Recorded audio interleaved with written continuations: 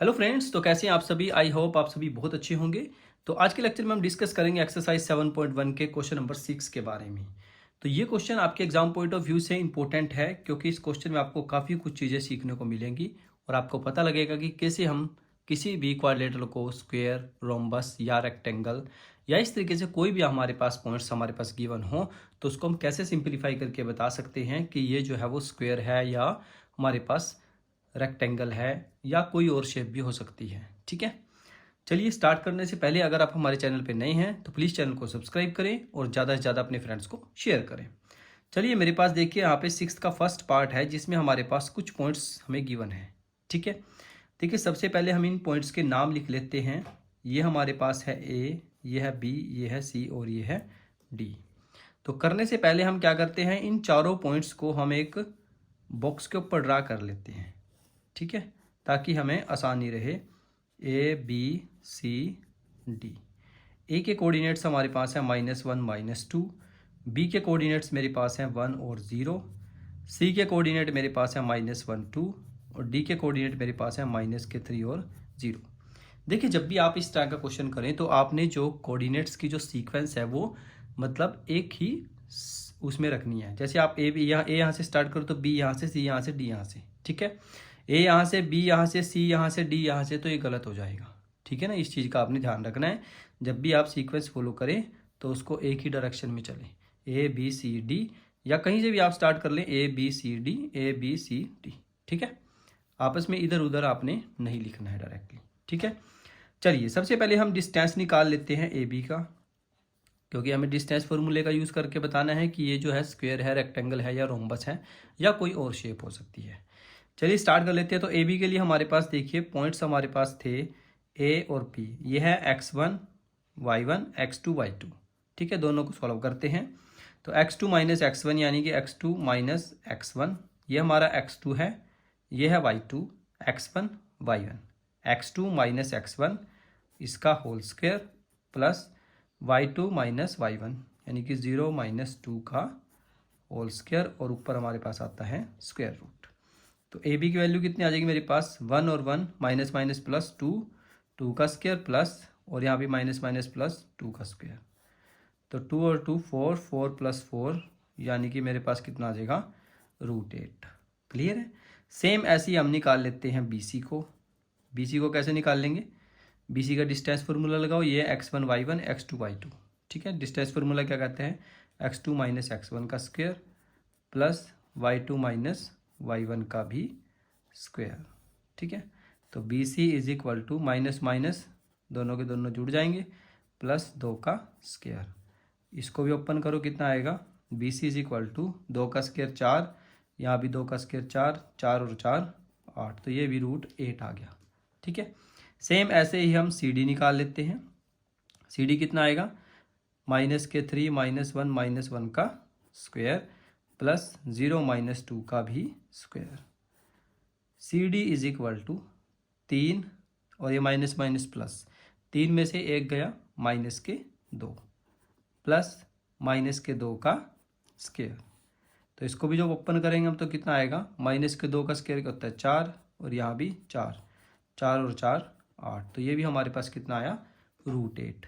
Same ऐसे ही हम निकाल लेते हैं। लास्ट पॉइंट हमारे पास रहता है ए डी लिख लो या डी ए लिख लो, एक ही चीज़ होती है। ठीक है, ए डी हम निकाल रहे हैं x2 माइनस x1 का स्क्वायर, ठीक है, प्लस y2 माइनस y1 का square. A D is equal to 3 में से 1 गया 2, प्लस 2 प्लस 0 कितने होते हैं 2, करो इसको ओपन। तो A D is equal to 2 का स्क्वायर 4, यहाँ भी 2 का स्क्वायर 4, तो ए डी की वैल्यू कितनी आ जाएगी हमारे पास, 4 और 4 8। तो आप देख सकते हैं कि जो ए बी की वैल्यू है, बी सी की वैल्यू है, सी डी की वैल्यू है और ए डी की वैल्यू है, चारों वैल्यूज़ हमारे पास इक्वल आई हैं। पर हम इससे ये नहीं बता सकते कि ये प्रॉपरली स्क्वायर है। ठीक है ना, क्योंकि चारों साइड्स जो बराबर हैं वो रोम्बस में भी होती हैं। ठीक है ना, तो हम क्या करेंगे, अब डायगनल्स निकालना स्टार्ट करते हैं। इसमें हमारे पास 2 ही डायगनल हैं, ए सी और बी डी। सबसे पहले हम निकालते हैं ए सी डायगनल को। ए सी डायगनल में देखिए हमारे पास पॉइंट्स कौन कौन से हैं, एक बार मैं आपको यहाँ पे लिख के दिखा देता हूँ आपकी जानकारी के लिए। ए हमारे पास है -1 -2, और सी मेरे पास है -1 और 2। तो यहाँ से हम ए सी की वैल्यू निकालते हैं, कितनी आएगी देखिए, x2 माइनस x1 का स्क्वायर तो प्लस का हो जाएगा ये, ठीक है, और y2 माइनस y1 का स्क्वायर दैट इज़ ये भी प्लस का हो जाएगा। दोनों का स्क्वायर रूट करो, ए सी इज इक्वल टू यहाँ पे तो 0 ही आ जाएगा, प्लस 2 और 2 4, 4 का स्क्वायर 16, 16 प्लस 0 16, और 16 को जब ओपन करेंगे तो कितना आएगा, 4 आएगा। सेम ऐसे हम बी डी को निकाल लेते हैं, यहाँ पे बी लिखते हैं और यहाँ पे डी लिखते हैं। तो बी के कोऑर्डिनेट्स मेरे पास है 1 0, डी के कोऑर्डिनेट मेरे पास है -3 और 0। चलिए बी डी की वैल्यू निकालते हैं, कितना आएगा देखिए, x2 माइनस x1 का स्क्वायर प्लस ये तो दोनों 0 ही है, ठीक है, इसका ऐसे लिख लो। तो B D is equal to 4 का स्क्वायर 16, ये तो 0 ही हो जाएगा, 16 का रूट क्या होता है 4। तो आप देख सकते हैं कि जो दोनों के दोनों जो डायगोनल्स हैं वो भी इक्वल आए हैं, ठीक है। तो ये जो पॉइंट्स हमें गिवन है ए बी सी डी, ये चारों के चारों जो हैं किसके कोऑर्डिनेट्स है, हमारे पास एक स्क्वायर के वर्टिसेस हैं, ठीक है ना। ये किसके वर्टिसेस हैं, एक स्क्वायर के वर्टिसेस हैं, ठीक है। तो आप आसानी से बता सकते हैं कि ये क्या है, एक स्क्वायर है, क्योंकि स्क्वायर में क्या होता है, हमारे पास चारों साइड्स इक्वल होती हैं और जो बीच के जो डायगोनल्स हैं उनकी भी लेंथ दोनों की इक्वल होती है, ठीक है। आपकी जानकारी के लिए मैं बता दूं, इस क्वेश्चन में आपके पास और भी क्वेश्चंस इसमें काफ़ी सारे आएंगे, जैसे 6th का सेकंड भी हम करेंगे अगले सेशन में, अगली वीडियो में करेंगे उसको। तो उसके लिए थोड़ा सा मैं आपको पहले ही बता देता हूँ। जैसे अगर आपके पास ए बी सी डी और ए डी या डी ए जो भी आपने लिखना है, अगर ये सारे के सारे इक्वल्स आते हैं और जो आपके डायगोनल्स हैं जैसे कि ए सी और बी डी, अगर ये भी इक्वल आते हैं तो आपका क्या बनेगा, स्क्वायर बनेगा। क्या बनेगा, स्क्वायर बनेगा। सेम ऐसे ही अगर आपके पास ए बी सी डी और ए डी ये चारों इक्वल आते हैं, बट जो डायगोनल हैं वो इक्वल नहीं आते हैं, ठीक है ना।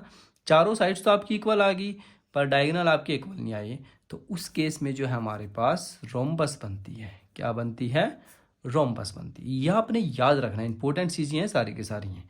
और तीसरी कंडीशन हमारे पास क्या आती है, अगर आपके पास ए बी सी डी और ए डी, अगर ये चारों आपस में अनइक्वल हो, मतलब कहने का क्या है, या तो ए बी सी के इक्वल नहीं आया, ठीक है, या बी सी डी के इक्वल नहीं आया और ना ही सी डी ए डी के इक्वल आया, मतलब कोई भी कंडीशन जो है इसमें सेटिस्फाई नहीं हो रही है, ठीक है। तो ऐसी कंडीशन में आपका जो क्वाड्रिलेटरल है वो कोई भी बन सकता है, आप आसानी से इसको क्वाड्रिलेटरल ही बोल सकते हैं, ठीक है, क्योंकि इसकी कोई शेप नहीं है, अलग अलग है सभी की लेंथ। अब जिसमें एक और कंडीशन हमारे पास आती है, अगर आपका ए बी और सी डी दोनों बराबर हों, और दूसरा हमारे पास है ए डी और बी सी बराबर हों, यानी कि आमने सामने की जो साइड्स हैं वो बराबर हों, ठीक है ना। ये देखो आमने सामने की साइड है ना, देखो ए बी सी डी के बराबर है, ऐसे ही ए डी जो है वो बी सी के बराबर है।